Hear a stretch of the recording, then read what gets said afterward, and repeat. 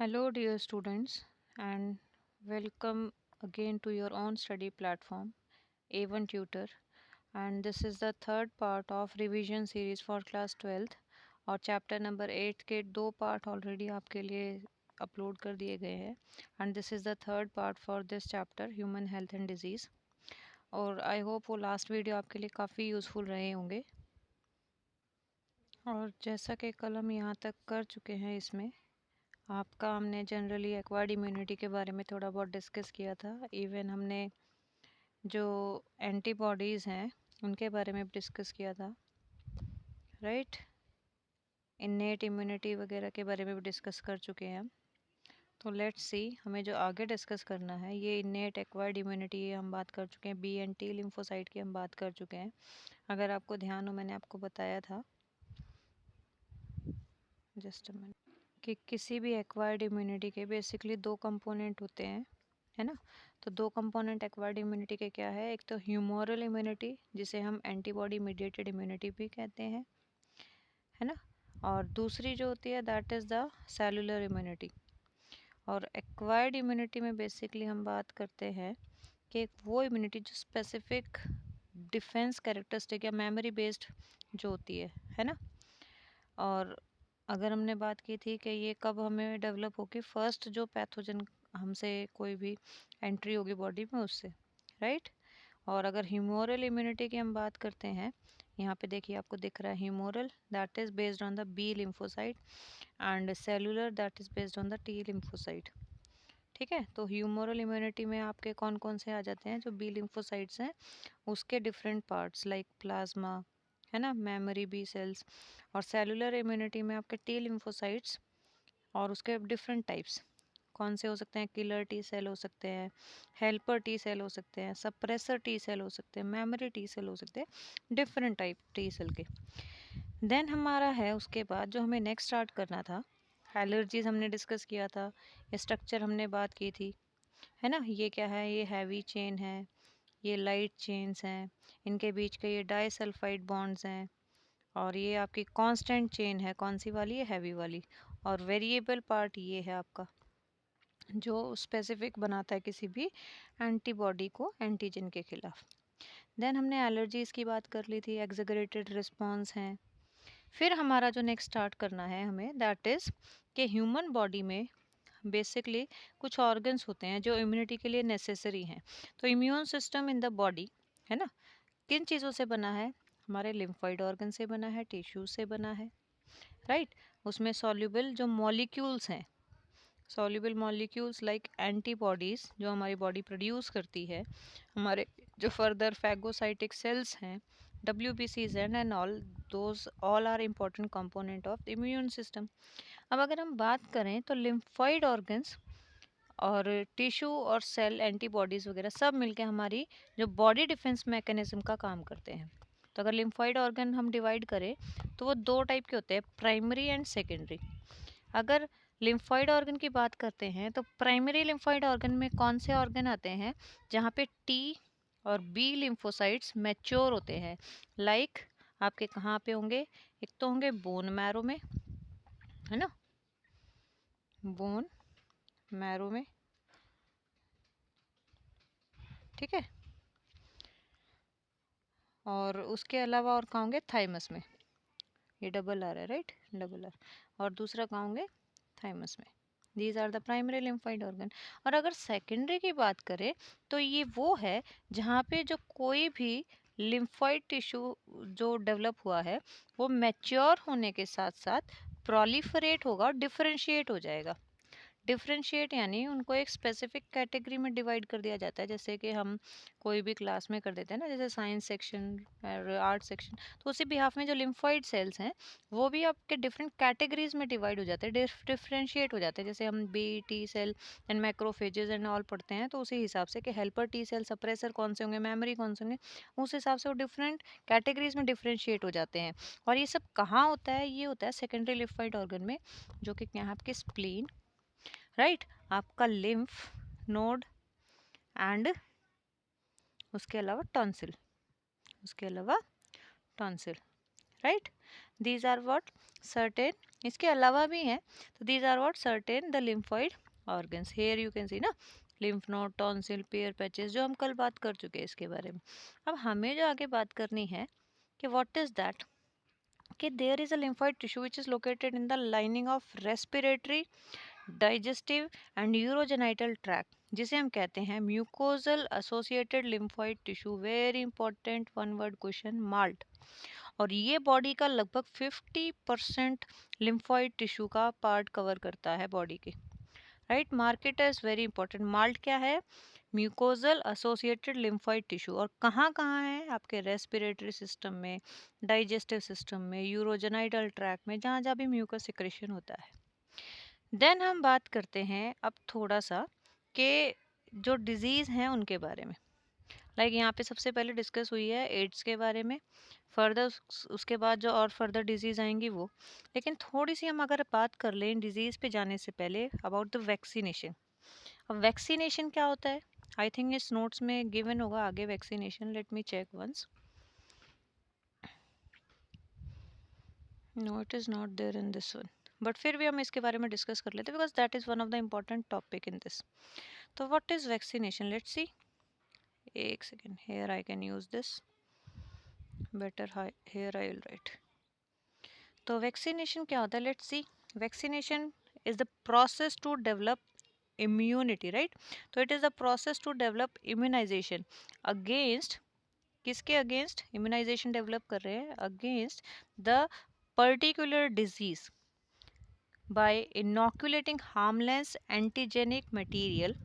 Harmless मतलब like हमने कोई भी पैथोजन को ही ले लिया, है ना, कोई भी एंटीजन को ही ले लिया, बट कैसे ले लिया, हार्मलेस इन द सेंस कि उसको हमने या तो एटीन्यूएट कर लिया, है ना, हीट किल्ड कर लिया, राइट, या उसको less we can say virulent बना लिया। तो उसी पैथोजन को हमने यूज कर लिया to develop the immunity, right. तो that is what vaccination. For example अगर हम बात करें तो स्मॉल पॉक्स का हो सकता है, is that clear, even polio का। तो what are these now, immunization की बात करें तो immunization is the process by which body produce, immunization क्या हुआ, वैक्सीनेशन मतलब उस बॉडी में इंट्रोड्यूस कराना किसी भी पैथोजन को। और अगर हम बात करें वैक्सीन का पार्ट हमने अभी बात की ना, इम्यूनाइजेशन डेवलप करना, तो इम्यूनाइजेशन मतलब वो प्रोसेस जिसमें बॉडी क्या करेगी, जस्ट अ मिनट देखो, इम्यूनाइजेशन मतलब क्या है कि when the body produce what, antibodies, specific होंगे ऑब्वियसली, किसके खिलाफ, किसी भी एंटीजन के खिलाफ, and that vaccine preventable disease through administration of specific vaccine.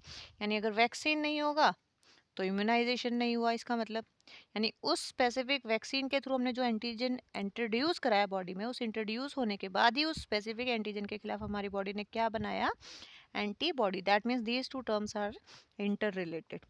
Now अगर हम एंटीबॉडीज डेवलप करने की बात करें तो जो हम वैक्सीनेशन कराते हैं वो आपके क्वेश्चन में कई बार पूछ लिया जाता है। तो बेसिकली 3 टाइप के होते हैं, first generation, second generation and third generation, जो आपको स्टडी करना है। तो अगर फर्स्ट जनरेशन की बात करें तो इसमें हमने उसी पैथोजन को ही लिया है जिससे कोई भी डिजीज होती है, उसी एंटीजन को ही लिया है, बट डिफरेंस क्या लिया हमने कि उस पैथोजन को या तो हमने एटीन्यूएटेड, यानी क्या कर लिया, एटीन्यूएटेड लाइव वैक्सीन्स का मतलब है कि उसको हमने वीक बना दिया है। दैट मीन्स उसको इतना वीक कर दिया है कि वो जाके वो वायरुलेंसी शो नहीं करेगा हमारी बॉडी में, जस्ट वो हमारे इम्यून सिस्टम को एक्टिवेट करेगा टू डेवलप एंटीबॉडी, राइट। या हम उसको किल करके ले लें तो किल्ड या इनएक्टिवेटेड वैक्सीन बोलते हैं। और टॉक्सोइड्स यानी वो डिटॉक्सिफाइड टॉक्सिन्स का यूज़ कर लें जिसकी हेल्प से हम इजीली एंटीबॉडी अपनी बॉडी में प्रोड्यूस कर सकें।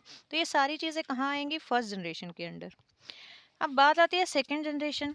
तो सेकेंड जनरेशन मतलब होता है when pure surface antigens, what, when pure surface antigen किसी भी पैथोजन के लिए यूज़ किया जाए, राइट। तो which are multiplied through the genetic engineering, जो एंटीजन हमने यूज़ किया उसको जेनेटिक इंजीनियरिंग से मल्टीप्लाई करा या फिर रिकॉम्बिनेंट डीएनए टेक्नोलॉजी से बनाया, राइट। यहाँ पे थोड़ा सा कंफ्यूजन है, लाइक कुछ जो गूगल वगैरह पे आप सर्च करते हैं, कहीं भी करते हैं, कई जगह पे रिकॉम्बिनेंट डीएनए टेक्नोलॉजी से जो बनाई गई वैक्सीन उसको थर्ड जनरेशन बताते हैं, but exactly these are second generation one. तो एग्जाम्पल में इसका आ जाता है तुम्हारा हेपेटाइटिस बी, ठीक है, जो कहाँ से प्रोड्यूस होगा, फ्रॉम द ईस्ट। आपने माइक्रोब्स इन ह्यूमन वेलफेयर वाले चैप्टर में बहुत सारे यूजेस पढ़े होंगे ईस्ट के। तो वैसे ही वैक्सीनेशन के प्रोडक्शन में भी यूज ईस्ट का यूज हो रहा है, कहाँ पे, हेपेटाइटिस बी के अगेंस्ट वैक्सीन बनाने में। Now the third one generation means, इसमें होता है बेसिकली, थर्ड जनरेशन में क्या होगा, बेसिकली आपका प्योरेस्ट हाईएस्ट पोटेंसी वैक्सीन है ये, जिसमें हम सिंथेटिक केमिकल का यूज कर रहे हैं। क्या बनाते हैं, सिंथेटिक, कोई भी जो कंप्लीटली सिंथेटिक नेचर का है। तो इसमें जस्ट लाइक हमने उस एंटीजन के खिलाफ जो एंटीबॉडीज हमारी बॉडी में प्रोड्यूस करानी है, उसके लिए सीधा हमने कोई भी एमआरएनए वगैरह डाल दिया, लाइक, है ना, that comes under the third generation vaccine. Is that clear? तो now the next thing that we need to start is about the AIDS. तो what is aid, let's see. Here you may see the name of disease is AIDS, acquired immunodeficiency syndrome, और first report हुई थी कब, 1981 में, ठीक है। और किससे कॉज होती है, HIV वायरस से। तो HIV virus means human immunodeficiency syndrome है, तो यहाँ पे human immuno virus, V for virus, तो यहाँ एक्वायर्ड इम्यूनो डेफिशिएंसी सिंड्रोम था, तो यहाँ पे human immuno virus. Now what happen actually, it is a retrovirus, है ना। तो रेट्रोवायरस का मीनिंग क्या है कि it follows the reverse transcription. Is that clear? तो it is a retrovirus and transmission of HIV virus occur by, इसको कैसे कोई भी पर्सन इन्फेक्ट होता है, या तो सेक्सुअल कॉन्टेक्ट से विद इन्फेक्टेड पर्सन, या अनसेफ सेक्स जिसको बोल सकते हैं, ट्रांसफ्यूजन ऑफ कंटामिनेटेड ब्लड, कई बार जैसे मेडिकल प्रॉब्लम के टाइम पे ब्लड ट्रांसफ्यूजन की ज़रूरत पड़ती है, तो वो अनटेस्टेड ब्लड हो, मे बी वो HIV पॉजिटिव पर्सन का हो, या कोई भी ब्लड प्रोडक्ट जैसे कोविड में यूज़ हुए थे ये प्लाज्मा वगैरह, तो that should be checked. And third way है कि शेयरिंग इन्फेक्टेड नीडल, आपने ड्रग एब्यूजेस को पढ़ा है, तो वहाँ पे लाइक उनको इतना होश तो होता नहीं है, तो they use each others needle for the drug, है ना। तो that can also be a cause of what, the HIV, and then infected mother to the child. इसीलिए प्रेगनेंसी के फर्स्ट ट्राइमेस्टर में ही हमेशा, जैसे ही फर्स्ट टाइम प्रेगनेंसी का आइडेंटिफिकेशन होता है, तुरंत HIV टेस्ट के लिए आपको सजेस्ट किया जाता है, मतलब किसी भी प्रेग्नेंट लेडी को सजेस्ट किया जाता है कि जो HIV है वो अगर पॉजिटिव है तो उसके फीटस को बचाने के लिए ट्रीटमेंट जारी किया जा सके या शुरू किया जा सके, है ना। तो नेक्स्ट है अब रेप्लिकेशन ऑफ रेट्रोवायरस। इसके बारे में बात करने से पहले हम बात करेंगे कि जो आपका HIV है वो कैसे करता है। एज आई सेड कि इट इज़ अ रेट्रोवायरस, तो ये बेसिकली किस पे अटैक करता है, जो T हेल्पर सेल है उस पे जाके अटैक करता है, राइट। ये किस पे अटैक करेगा, T हेल्पर सेल पे। इसका जो इंक्यूबेशन पीरियड है वो 6 मंथ से लगभग हो सकता है 10 ईयर्स तक, यानी इसके सिम्टम्स शो होने में 6 महीने से 10 साल तक का टाइम लग सकता है। और इसमें जैसे ही होस्ट जो बॉडी में एंटर करेगा, तो वायरस कहाँ एंटर करेगा, मैक्रोफेजेस में। कहाँ एंटर करेगा, मैक्रोफेजेस में। और मैक्रोफेजेस में जहाँ पे ये क्या करेगा, अपने RNA जीनोम को, है ना, जो वायरस का है उसको रेप्लिकेट करेगा। और क्या बनाएगा, ये वायरल RNA था, और इससे क्या बनाएगा, वायरल DNA, वायरल DNA बनाएगा, ठीक है। अब तुम्हें सेंट्रल डोग्मा तो पता ही है ना, DNA टू RNA क्या होता है, आपका ट्रांसक्रिप्शन, RNA टू प्रोटीन क्या होता है, ट्रांसलेशन। अब ये स्टेप रिवर्स हो रहा है, तो ये क्या हो गया, रिवर्स ट्रांसक्रिप्शन। आई होप क्लियर। और किस एंजाइम की हेल्प से होगा, रिवर्स ट्रांसक्रिप्टेज एंजाइम की हेल्प से, यानी RNA से क्या बन गया, हमारा वायरल DNA बन गया, किसकी हेल्प से, रिवर्स ट्रांसक्रिप्टेज एंजाइम की हेल्प से। Now this viral DNA gene gets incorporated with the host। किसका होस्ट, जो हमारा होस्ट सेल यानी जो हमारा ह्यूमन सेल का DNA है उसके साथ जाके ये क्या हो जाएगा, अटैच हो जाएगा, इनकॉर्पोरेट हो जाएगा, and direct the infected cells to produce further more viruses. I hope समझ आया। मैंने कहा कहाँ जाके अटैक किया, मैक्रोफेजेस में। मैक्रोफेजेस में इसने आरएनए से क्या बनाया, डीएनए, और ये डीएनए किसके साथ जाके इनकॉर्पोरेट हो गया, मिक्स हो गया एक तरीके से अगर हम कहें तो। इनकॉर्पोरेशन मीन्स उससे जाके inter we can say connect हो गया। तो वहाँ पे जाके उस डीएनए को उसने इंस्ट्रक्ट किया to make more viruses, HIV viruses. I hope ये पॉइंट समझ आ गया है सभी को, इसमें कोई इशू नहीं है सभी को। आई होप बहुत अच्छे से याद रहेगा। एंड फिर ये क्या करेगा, जो मैक्रोफेजेस जो फर्दर मोर वायरस प्रोड्यूस करेंगे, तो दैट मीन्स वो जो बहुत सारे वायरसेस प्रोड्यूस कर रहे हैं, तो दैट मीन्स वो मैक्रोफेज अब क्या बन गए, वहाँ पे वो मैक्रोफेज बन गए वायरस फैक्ट्री, है ना। धड़ाधड़ बहुत सारे वायरस प्रोड्यूस किए जा रहे, that means now they act as a virus factory. I hope clear है ये पॉइंट। तो हमने जब अभी जैसे ही बात की थी एचआईवी के बारे में, कि इस तरीके से आपका ये सारा flow chart as it is given है कि कैसे वायरस का आपका जो कोई भी वी कैन से फ्लोरिशमेंट होता है किसी भी एनिमल सेल में, या वी कैन से हमारे ह्यूमन कोई भी होस्ट सेल में।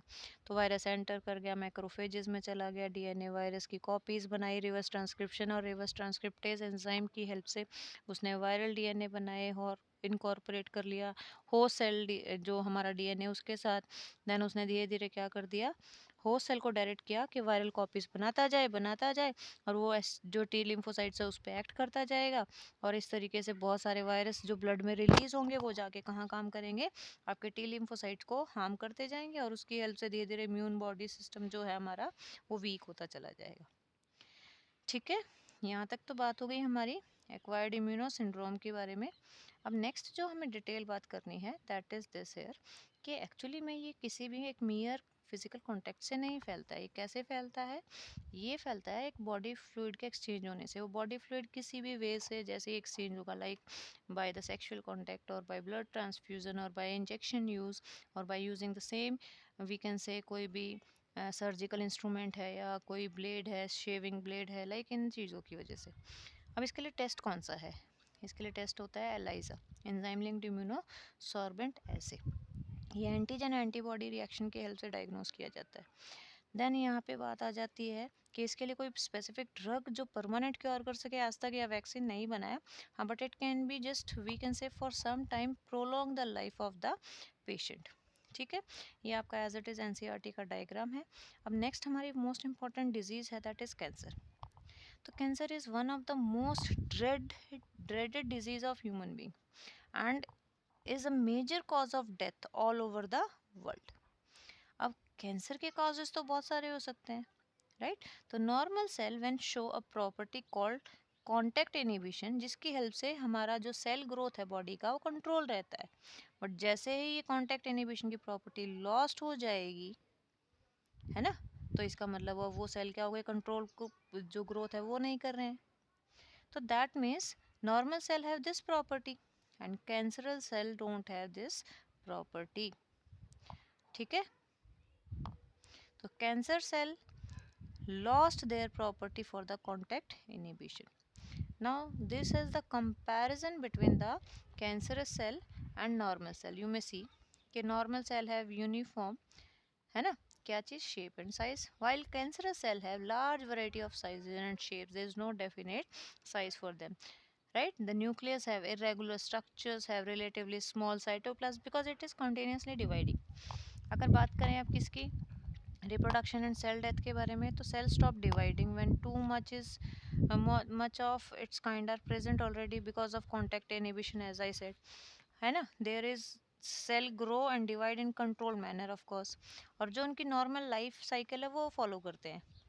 There normal sales undergo the process of apoptosis यानी सेल्फ डिस्ट्रक्शन, है ना। दे detect abnormality and damage in their organelles, जिसे आपने लाइसोसोम पढ़ा है उस तरीके से कि वो अपने आप को डिस्ट्रक्ट कर लेते कब, अब उनमें जब जैसे कोई एबनॉर्मलिटी दिखती है तब। लेकिन in case of cancer cell they don't stop growing, वो ग्रो करते जाते हैं, है ना, ट्यूमर बना लेते हैं, resulting in presence of tumour.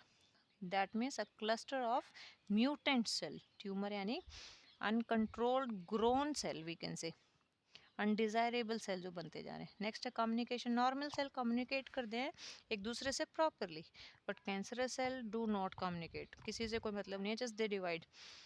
Then है adhesion and invasion, the cell have external membrane that allow them to bond with others, but इनमें जब ग्रोथ ही कंट्रोल नहीं है तो बॉन्डिंग का तो कोई सवाल ही नहीं उठता। तो the cell have ability to invade and spread to other parts of the body and traveling through the bloodstream and lymphatic system, और इस प्रॉपर्टी को कहते हैं मेटास्टेसिस। दैट मीन्स इनमें क्या है, मेटास्टेसिस, ये they are confined to their origin only. Normal cell अपनी लोकेशन पे ही रहता है ना, ब्लड वाले सेल अपने जो नॉर्मल फंक्शनिंग है वो फॉलो करते हैं। बट यहाँ पे क्या होता है, जो ये कैंसरस सेल है ये क्या करते हैं, बहुत जल्दी जल्दी एक लोकेशन से दूसरे लोकेशन तक स्प्रेड होते हैं। This property is called as metastasis. ठीक है।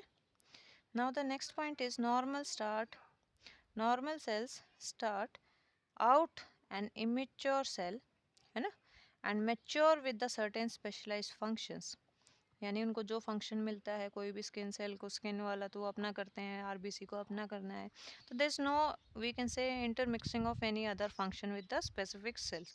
बट यहाँ पे the cell do not mature, ठीक है, they undergo apoptosis and instead the cell become immature over time. क्या हो जाते हैं, टाइम के साथ, ओवर टाइम के साथ वो इमेच्योर रहते हैं, लेकिन दे these cells are primitive and they don't have specialized function at all।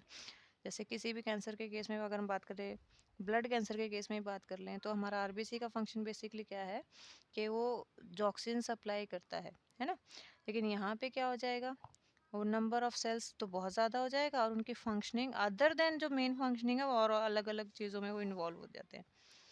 ठीक है, चलिए the next point last one is के सिग्नल रिकॉग्निशन। अब normal cell can recognise the signalling easily, they know where enough new cells are formed, जहाँ पे अब उनको और नहीं डिवाइड करना है तो दे स्टॉप डिवाइडिंग। बट यहाँ पे they don't recognise any signalling कि भाई अब ग्रोथ को स्टॉप करना है या नहीं, no, hence they are erratically reproduce mutated cell, right, drastically they produce number of cell जो कि कहीं ओवर ग्रोथ का कारण बन जाते हैं। आई होप क्लियर है। अब बात आ जाती है यहाँ पे कि cancer cell continue to divide and give rise to masses of cell called tumor, and these are basically of two type, benign and malignant। benign tumor क्या है, they are confined to one location only, ये हर जगह नहीं जाते हैं, जहाँ पे कोई ट्यूमर है वहीं रहेगा। मैलिग्नेंट ट्यूमर यानी they spread from one location, जो हमने मेटास्टेसिस की बात की थी वो। अब ट्यूमर अगर हम डिफ्रेंशिएट करें तो यहाँ पे देखिए, बेनिग्न ट्यूमर में क्या है, confined to affected organ, rate of growth is usually slow, but यहाँ पे बहुत रैपिड होता है, दे स्प्रेड, है ना, there is no latent stage in this, there is a latent stage in case of what, malignant tumor, and here it causes limited damage to the specific organ only, but इस case में अगर बात करें तो as they migrate to other sides they causes the damage to other parts also, है ना। then here as I said metastasis नहीं होगी और यहाँ पे metastasis मतलब spreading होगी। these are non cancerous, just a outgrowth which is not controlled, but it is a cancerous cell, it can be deadly as it is spreading from one location to the other one। now causes क्या हो सकते हैं, the causes can be the we can say कि cancerous cell cancerous neoplastic cell may be induced by physical में तुम्हारा कोई भी radiations का एक्सपोजर हो सकता है, केमिकल जैसे कि टोबैको वगैरह का कंजप्शन हो सकता है, एंड बायोलॉजिकल एजेंट में लाइक कोई भी वायरल इन्फेक्शन वगैरह हो सकता है। तो कोई भी एजेंट जिससे कैंसर कॉज हो उसे कार्सिनोजन कहते हैं, and cancer causing virus are called oncogenic viruses. ठीक है, and those gene are called oncogenes here. ठीक है, several gene that called cellular oncogene, that is c-onc, or proto-oncogene have been identified in normal cell, but they get activated under certain conditions, और अगर उस conditions को आप नहीं create करेंगे तो you will not get canceric stage, right। Now the next thing is cancer detection and diagnosis. तो detection हम कैसे कर सकते हैं?